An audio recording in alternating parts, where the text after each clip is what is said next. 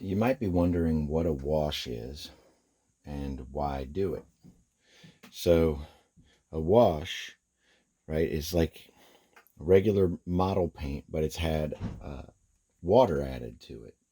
And then what it does is it fits into areas in your model that you normally maybe couldn't reach with some of the deepening shadowing colors that you want.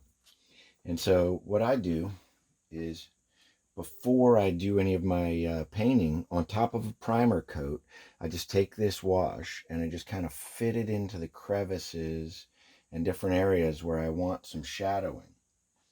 And actually, what I can do is some of this can be considered painted just with the wash.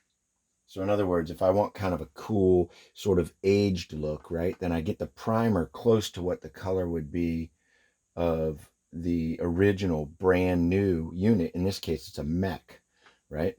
And so this mech, maybe when it was brand new, was, if you can see the primer color here, was this original kind of gray metal. You know what I mean? They just painted it gray.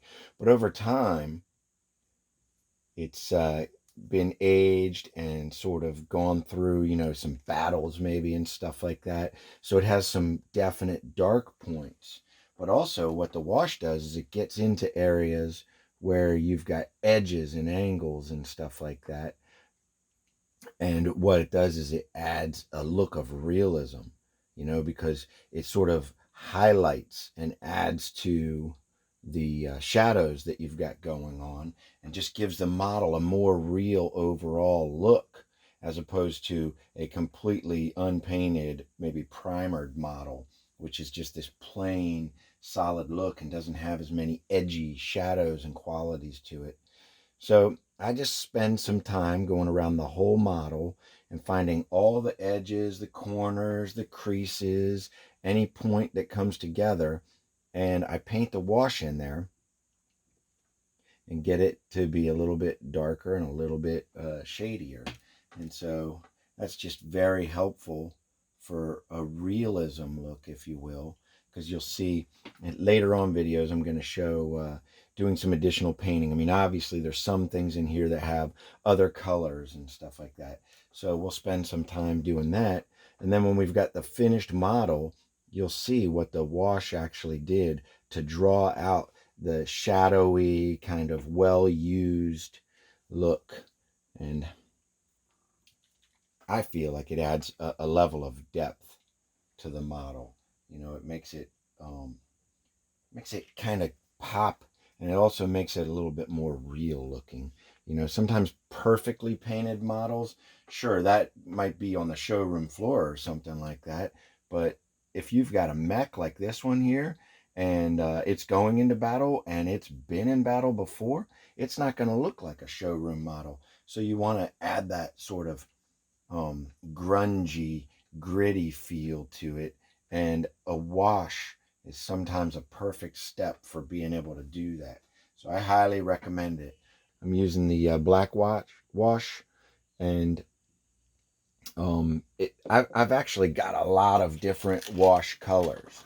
So you can sometimes get like a kit, and that kit might have, like a blue wash, which, like I said, just means paint with added water. So it's much thinner, kind of, it's thinned out. And they've got red wash and flesh for when you're trying to get shadows on little tiny models. Like, for instance, I've got this guy that I'm working on, and he's like a cyberpunk guy.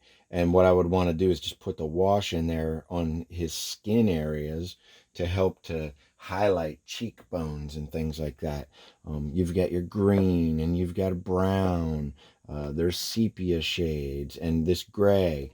And then you just kind of match up the color with what you're doing. For this guy, I'm using black because I want to think of things like maybe diesel fume, the smoke residue that gets left, and grease and oil, and just things that happen in the heat of battle, maybe fire and a little bit of, artillery damage and things like that. So I just thought black would be a good base for the wash for this. And I will just vary the wash color depending on the model and what we're trying to accomplish.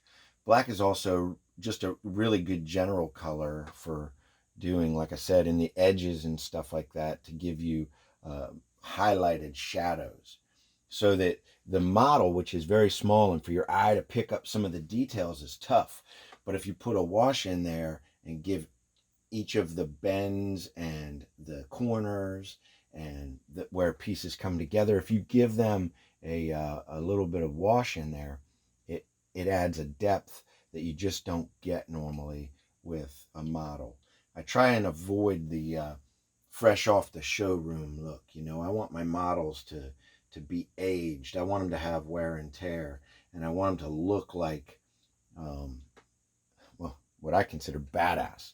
You know, I mean, I want it to be a little bit angry. I want it to be a little bit scary. You can see also, so earlier I did a little bit of washing because I haven't painted the ground yet. I used sand and rocks to make the ground.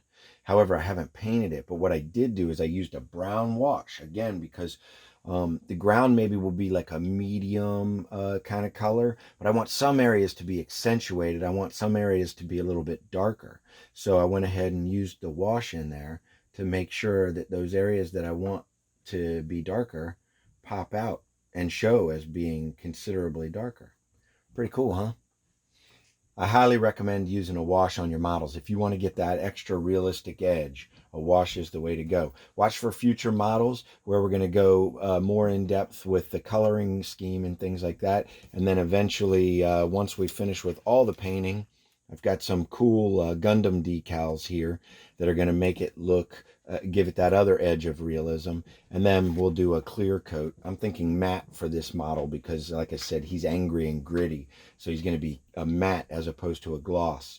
And I'll show you the finished product at the end of this video series. Thanks for joining me. Like and subscribe and share as you see fit.